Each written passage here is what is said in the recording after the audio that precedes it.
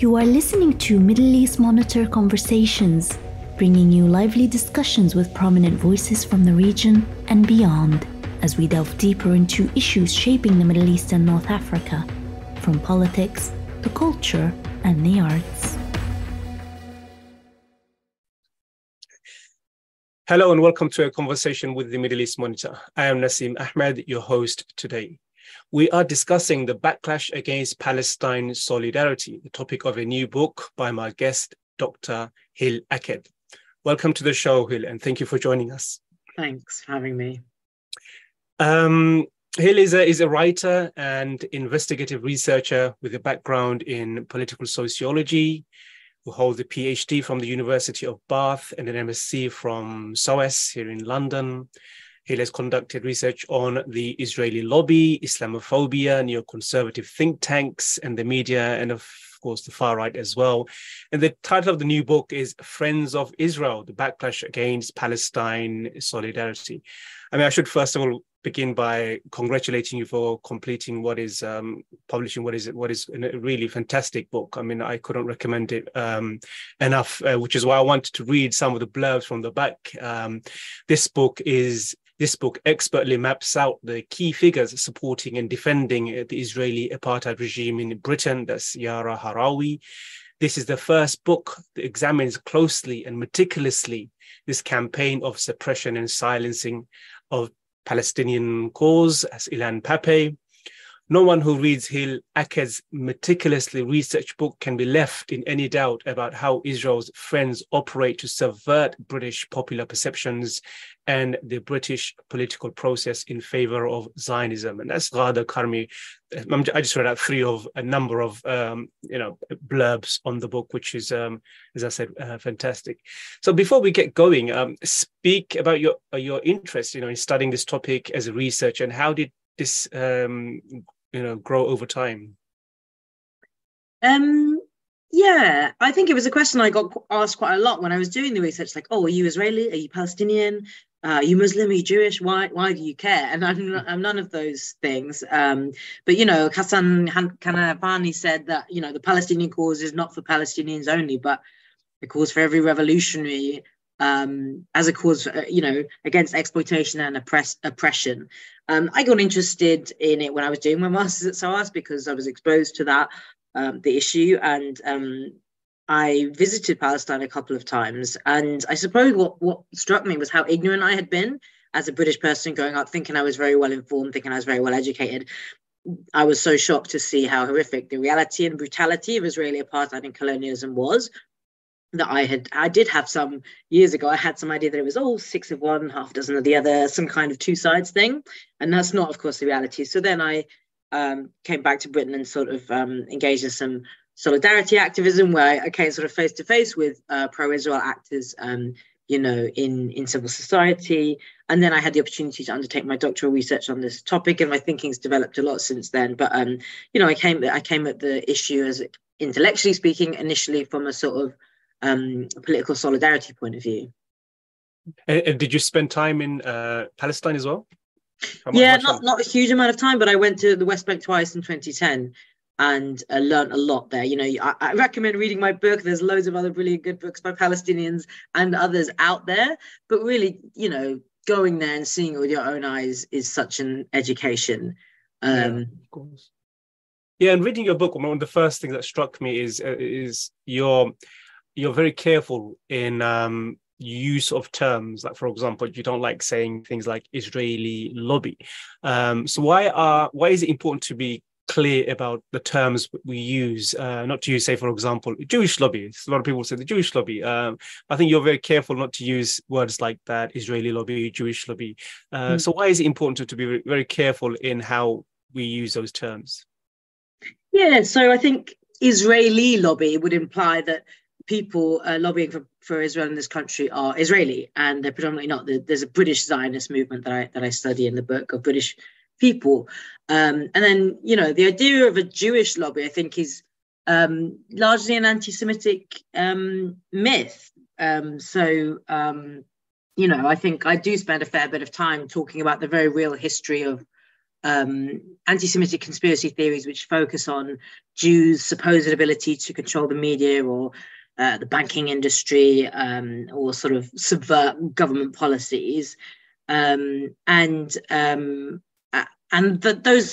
ideas cause harm to Jewish communities and they're racist. So I differentiate very clearly what I'm talking about, which is the Zionist movement, from Jewish communities. And Jewish communities, you know, like any community, like any minority community especially, do seek to represent themselves, and they have communal institutions. But like any community, there's actually a lot of division within the community, a lot of internal disagreement, especially on Israel. So I talk about how the younger generation in all of society, but including in the Jewish community, is increasingly pro-Palestinian. We've seen new groups like Namod and Judah springing up and actually challenging what has been a general support for Israel in the Jewish community for some years, although even that is important to understand, and I talk about this in the book. It is historically contingent, and in the early years of the Zionist movement, mainstream Jewish communal institutions were not in favor of Zionism. It's only when Jews face increasing persecution in Europe in the 30s and 40s, culminating in the Holocaust, that more people in the Jewish community pretty understandably feel like, okay, we do need some kind of safe haven, we need a state. And the fact that that has meant, you know, oppression and dispossession for Palestinians seemed less important, I think, for them at that time. So yeah, well, the Zionist movement maps onto political constituencies, not ethno-religious constituencies. So a really good example of this is the contemporary power of Christian Zionism in this country, which arguably predates Jewish support for Zionism.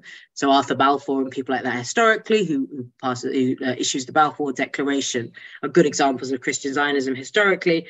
And today we've got groups like Christian Friends of Israel, Christians United for Israel, and also, you know, some of the foot soldiers of to the extent there is a grassroots movement in support of Israel, some of its most active sort of elements on the street are evangelical Christians. Yeah, I mean, a phrase that's worth keeping in mind is that not all Jews are Zionists, and most Zionists are not Jews or Israelis, for that matter. You know, most Zionists, I would say, are American Christian evangelical, just in terms of numbers. You know, it's a huge number. But we are in it. It does pose a problem for people speaking about Israel, in the sense that the people that conflate Zionism and Judaism and Jews is really a lot of the pro-Israeli organizations, especially with things like the IHRA definition of anti-Semitism, where which at the heart of which is criticism of Israel, and there's a conflation there. 7 of the 11 examples does that. So I think, do you think the Israeli side is doing that as well, as much as, say, for example, pro-Palestinian activists? And from my experience, it seems like, you know, there's a concerted effort to regulate pro-Palestinian speech by putting criticism of Israel at the center of any center of a definition of anti-Semitism. I mean, do you think that's fair assessment? I think that is fair to say, and I think it's a mark of the fact that defenders of Israeli apartheid have really no arguments left to try to justify the apartheid and policies imposed on Palestinians, and they are falling back on an attempt to conflate criticism of Israel or Zionism with anti-Semitism. And you know, I always make a point of prefacing any conversation of IHRA by saying, you know, real anti-Semitism is on the rise in Britain and in the world, and that's something we should be very vigilant against. And it's also true that the IHRA definition is a illegitimate attempt to kind of expand the definition of anti-Semitism, or to distort it away from hostility to Jews as Jews and into this idea that Israel is the collective Jew. And if you criticize it, you're criticizing Judaism somehow, rather than because of its oppressive policies towards Palestinians.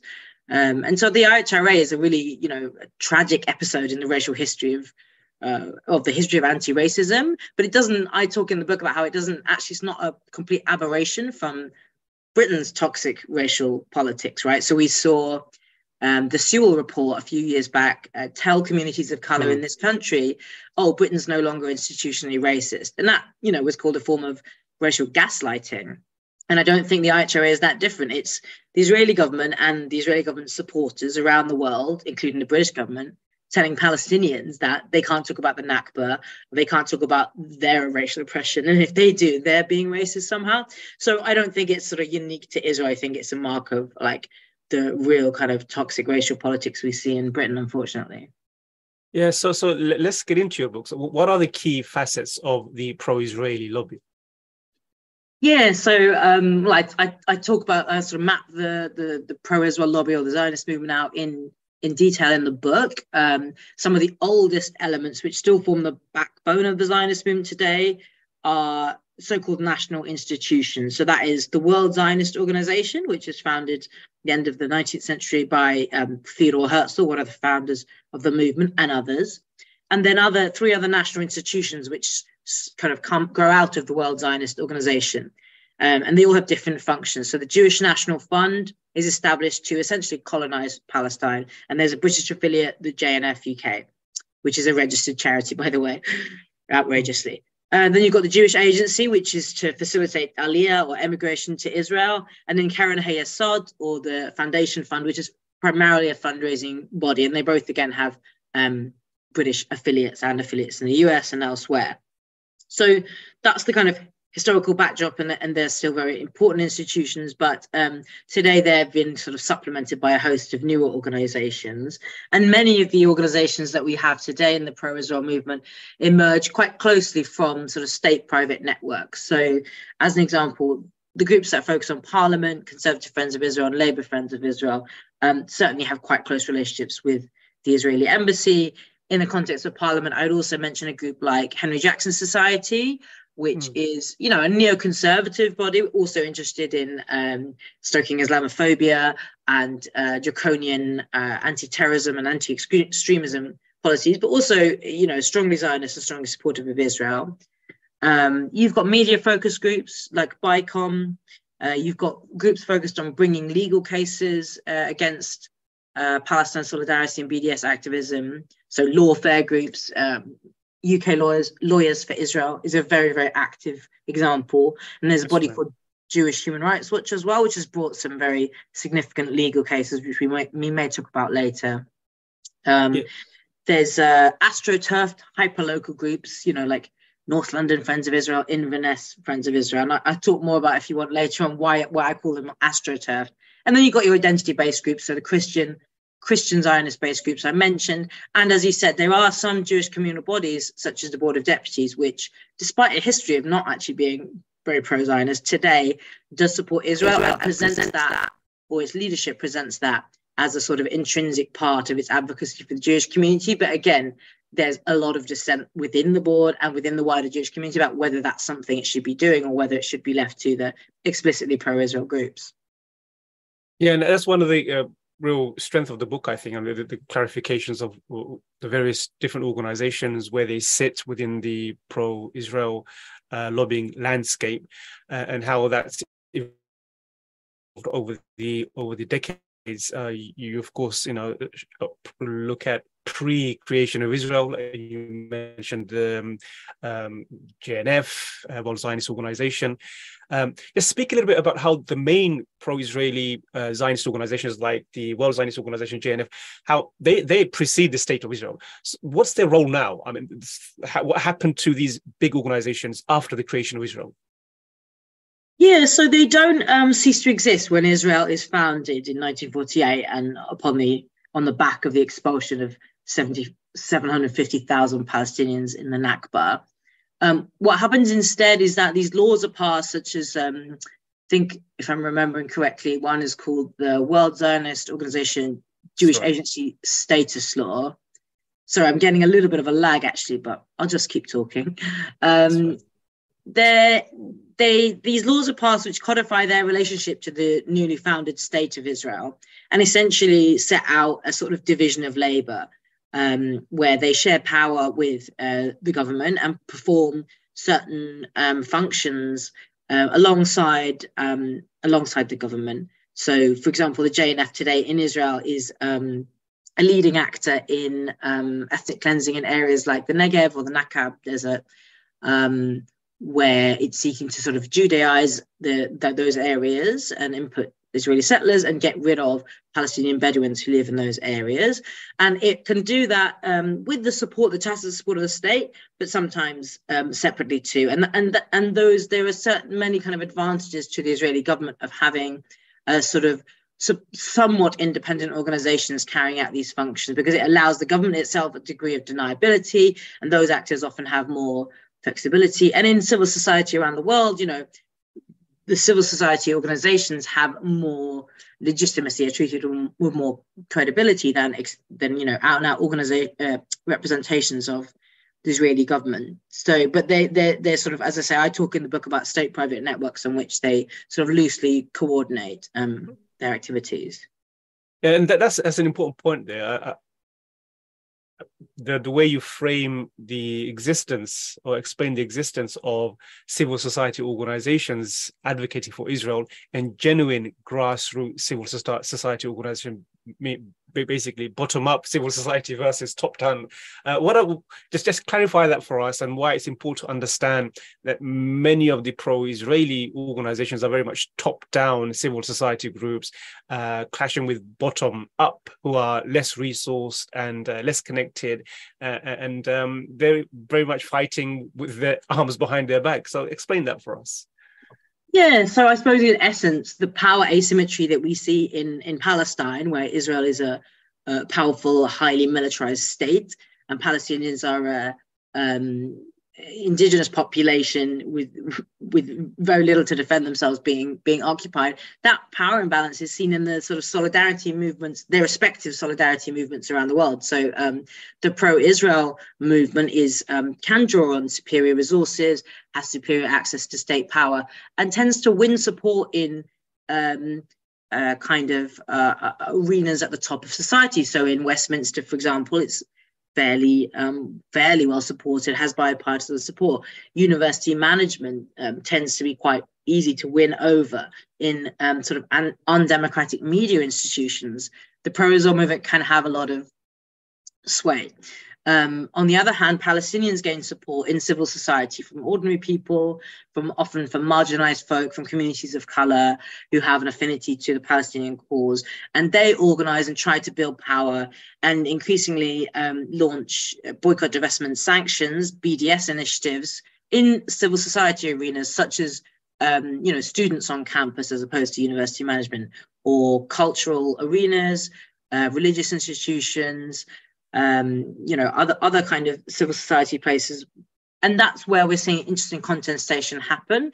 And you see British government actors, civil society pro-Israel groups sort of intervening to try to stamp out those initiatives, and often coming at it from a more top-down place, whether that's by, as I said, leveraging kind of British government support, threatening cultural institutions, funding, all kinds of essentially bullying tactics. Yeah, a classic example of that would be the adoption of a really controversial definition of, I would say, anti-Semitism, pressuring universities. So it's very much top-down regulatory enforcement way of regulating the free spaces in civic society. And you see that here, you see in the US. That's a very important point which you highlight in the book. And I would say that, universities were, for good reason, resisting the adoption of the IHRA until, I think, Gavin Williamson, who was then Education Secretary, threatens their funding. So it's sheer bullying, and it fits with a wider sort of pattern of authoritarianism that the British government is engaging in. Yeah. So we spoke about the Zionist lobby, how it's been around it predates the state of Israel itself. You point out that something happened in 2005, and brand Israel was at threat. Israel's reputation around the world plummeted, and a lot of these smaller pro-Israel Zionist organizations kicked off to, in a sense, shield, put a firewall around Israel's reputation. Not that they're succeeding, but brand Israel project really kicked off. So when did it kick off, and why did it kick off the way it did?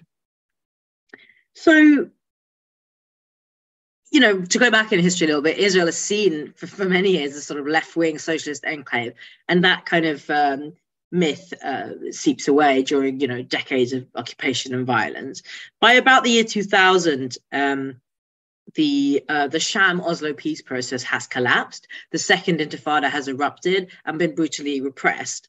And what you see is that the two-state solution, which has been what international governments have said for a long time is going to be the outcome in Israel-Palestine, is increasingly acknowledged to be unattainable and actually undesirable as well. And more acknowledgement is had of the fact that we have a one-state reality already in Israel-Palestine, and that reality is an apartheid reality.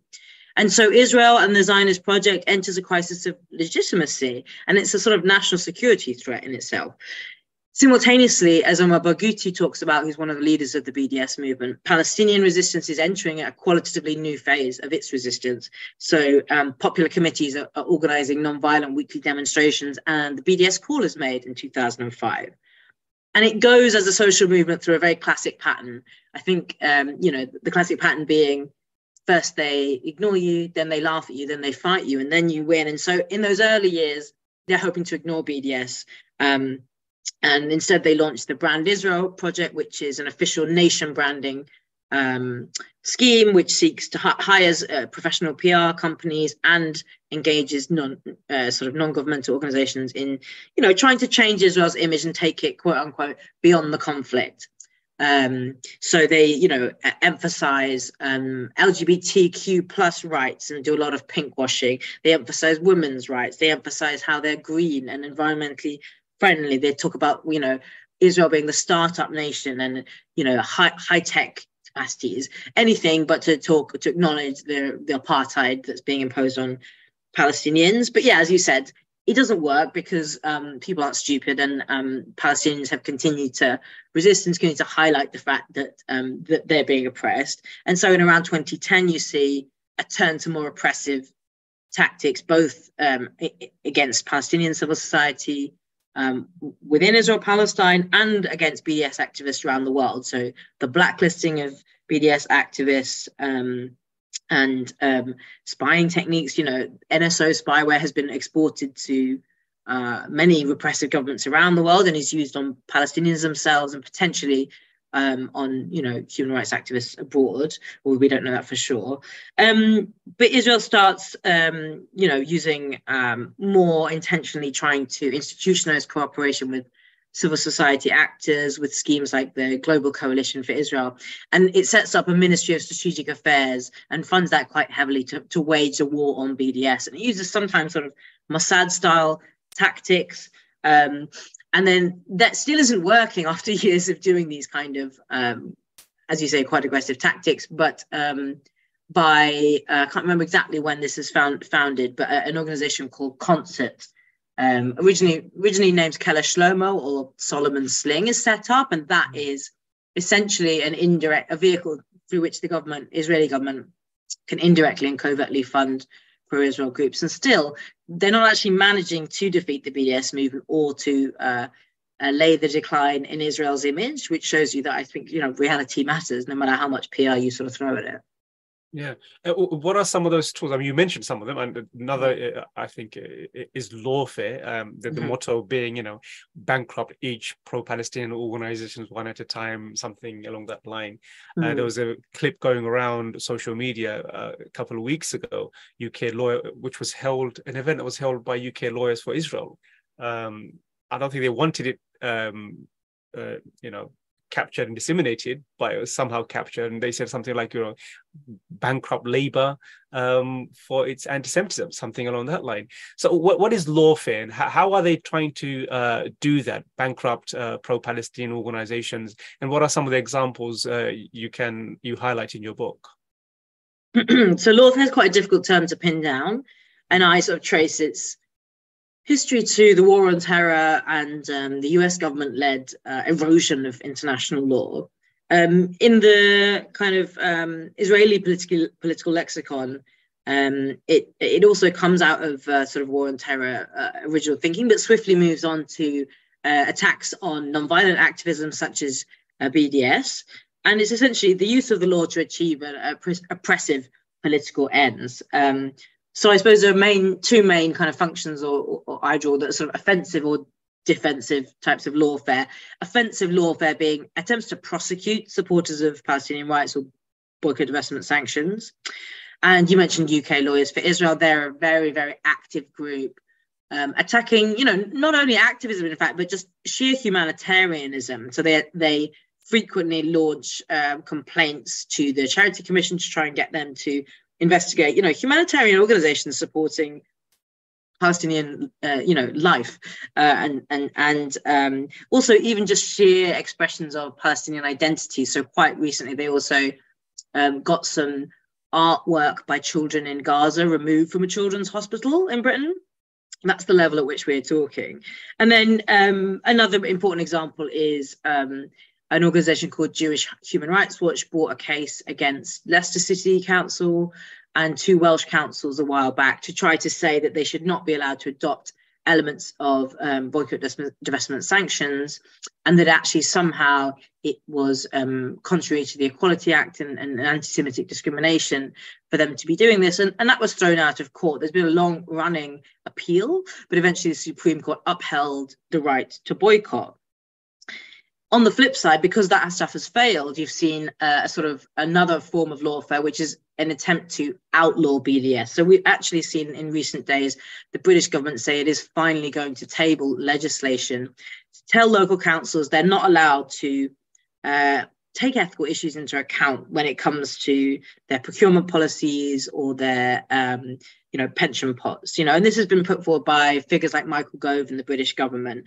And it speaks to a wider, as I've mentioned already, I think, authoritarianism and racism in this government we have today. And there's a big right to boycott campaign resisting that. And it's not just Palestine solidarity organizations, but also organizations that want to see ethical issues taken into account when it comes to fossil fuel divestments, and the climate crisis, or the arms trade, or big tobacco lobbies and public health campaigners. So I think that's a positive development, despite the repression. There's sort of like essentially social justice organizations and anti-racism organizations working together because we need to resist that repression. Do you see no overlap? I mean, one of the things that's been happening in the Middle East following the Arab Spring is how authoritarian regimes learn from their failures. Do you think Israel is learning from the failure of South Africa? Do you see overlaps? Do you see them actually using tactics that worked then and modifying tactics that failed to basically fend themselves defeat the BDS movement? Do you see any overlap and that kind of tactic? It's a really interesting question. I'm not sure if they've learnt from the South African example, but I certainly draw a parallel in the book between not only the well-established now fact that Israel is practicing apartheid as defined in international law against Palestinians, just as the white Afrikaans regime did against black South Africans, but also that the way the 2 apartheid governments fought back against the boycott campaigns, which targeted them, is very, very similar. So South Africa also covertly funded civil society organizations, made very cynical use of racial optics. So they used to sort of try and put black PR operatives at the front of their campaigns to say that like white minority rule was great, actually. And you see Israel engaging in similar tactics. So I wouldn't say if they had learnt the lessons, they would know that is not going to work over time. But actually, I think they are kind of quite unconsciously engaging in the same things, because that's, I suppose, what apartheid states do. Yeah, I think one of the reasons they're so critical of the human rights organization is because the narrative of apartheid, they want to dismiss it outright by denouncing Human Rights Watch, Amnesty as anti-Semitic, and that's a narrative that's gaining traction on social media. And I see a lot of pro-Israeli organizations and advocates who basically denounce Amnesty as anti-Semitic. So block or don't allow the narrative to gain traction. That seems to be the strategy. I don't know how long that would last. How much sympathy do you have with people who say a powerful example of how the pro-Israeli lobby carries out its activities is the treatment of Jeremy Corbyn? Do you have sympathy with that? Is it, in your view, a good example of here in the UK how the pro-Israeli lobby managed to gain a major victory. So I guess what I would expect is, for us to, I think it's really important to be precise and specific about evidence and not make sort of like ground sweeping statements without that evidence. And I do understand the appeal of that sort of narrative, and it sort of emerges from the question like cui bono, right? Who benefits? And clearly Jeremy Corbyn is and always has been a strong ally of the Palestinian people. When he became leader of the Labour Party, he didn't attend Labour Friends of Israel reception, which is quite unheard of for a Labour leader. He skipped the Balfour 100 anniversary celebration that they held in 2017, and therefore obviously the pro-Israel lobby hates him and the Israeli government hates him. And he also had a much wider agenda. He wanted to democratize the Labour Party. He wanted to challenge neoliberalism and economic inequality in this country. And so, yes, pro-Israel actors had a role within the Labour Party.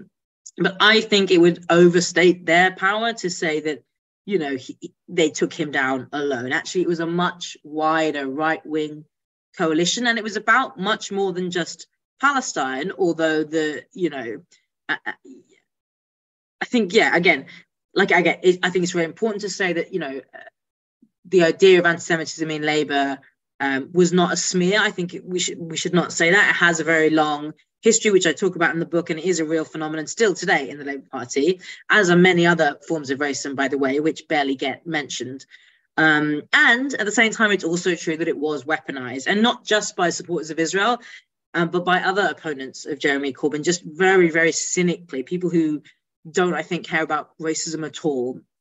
And so the whole episode is quite tragic for the cause of anti-racism in this country. And the IHRA victory, which, we talked about a little bit, it was a victory for the forces which wish to support Israel by conflating, criticism of Israel with anti-Semitism. But as I've already said, it's not unique within the gaslighting and toxic racial politics of this country. And so I guess, there is some evidence, but it's quite limited. We did see Shai Masot, who was an Israeli government representative, very explicitly plotting to sort of quote unquote take down British politicians who were sympathetic. That was in 2017, I think. Yeah, but besides, specific examples like that, we have like limited evidence, and I think the evidence is vital.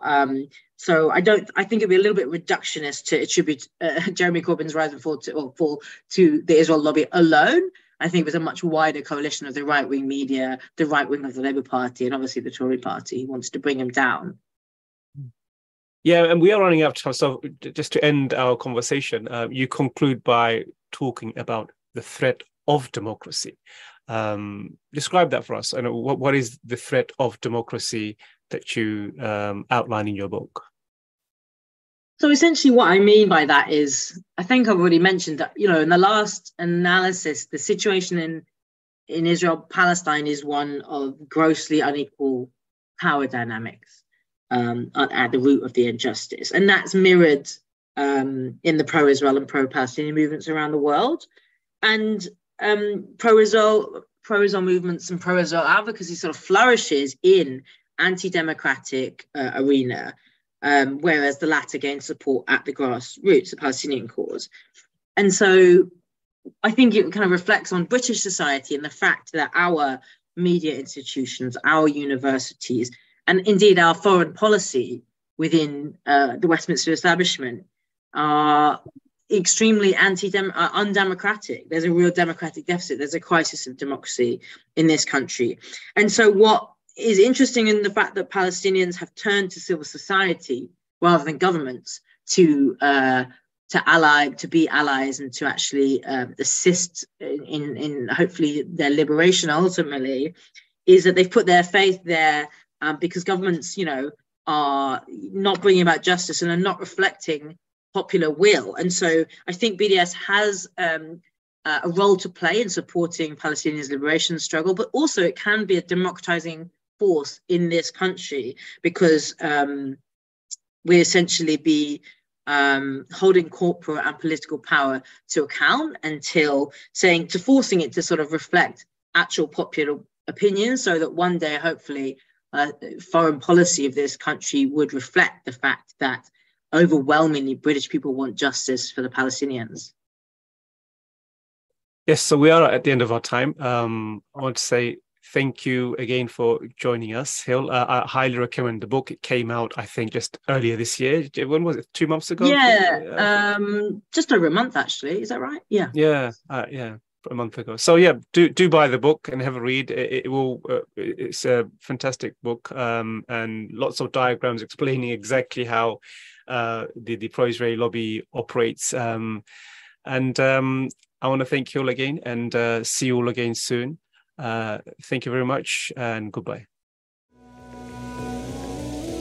This was Middle East Monitor Conversations, brought to you by the Middle East Monitor in London.